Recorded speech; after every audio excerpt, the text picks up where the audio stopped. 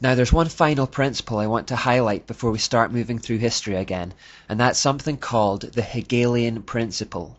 Named after philosopher George Hegel, it is one of the most important ideas behind Darwinism, and it can be summed up by the idea that life evolves to harmony through conflict. That's harmony through conflict. That in any given situation there is a light and dark, positive and negative, that clash with one another to create a peaceful outcome, which is a mixture of the two. To put it another way, on one side you will have a thesis, and then directly opposed to it you will have an antithesis. As the two come into conflict with one another, the inevitable result is a synthesis of the two. So very simply, thesis v antithesis leads to synthesis. Hegel was a pantheist who believed that you could see this happening in nature all the time. Freemasons and occultists everywhere believed that this basic principle could then be used to help bring about a singular one-world order. As I mentioned previously, one of the mottos of the Illuminati is "order out of chaos."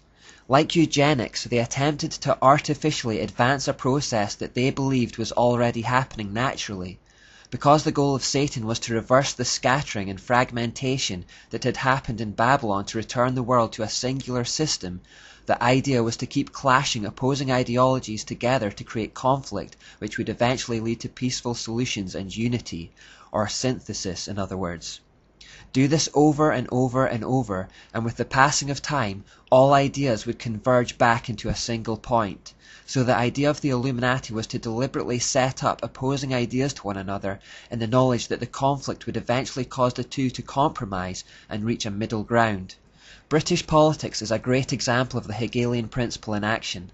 Originally there was a left-wing Labour Party and a right-wing Conservative Party, and they were very distinct and stood for very different ideas. Through the years of rubbing them up against each other, however, they have both now compromised and gradually moved into the centre ground, to the extent that the British public now has no real choice at the polling office. They are voting for basically the same ideas and the same party dressed in different colours. It's partly through the Hegelian principle that the world is gradually homogenizing and separate cultures are beginning to merge into one another. Sometimes the homogenization occurs naturally as the world gets smaller, and sometimes situations are deliberately manipulated and conflicts created to aid the progress towards a one-world order. Of course, where conflict between two opposing ideas is necessary to create a synthesis, bloodshed and violence has been encouraged by the elite. Remember, the Jesuits talked about stirring up conflict in places where there had been peace to further their cause. It's the same idea. The end justifies the means.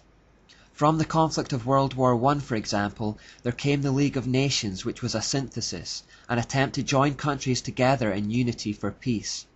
Similarly, after the conflict of World War II, a synthesis was created afterwards in the United Nations, which exists to this day. We'll look at that more later.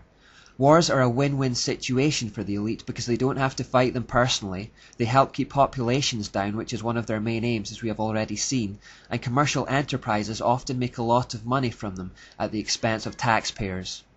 And now, having taken the time to establish the principles of the Enlightenment and what they set out to achieve, we'll look at their first attempt at overthrowing monarchies and destroying Christianity, the French Revolution.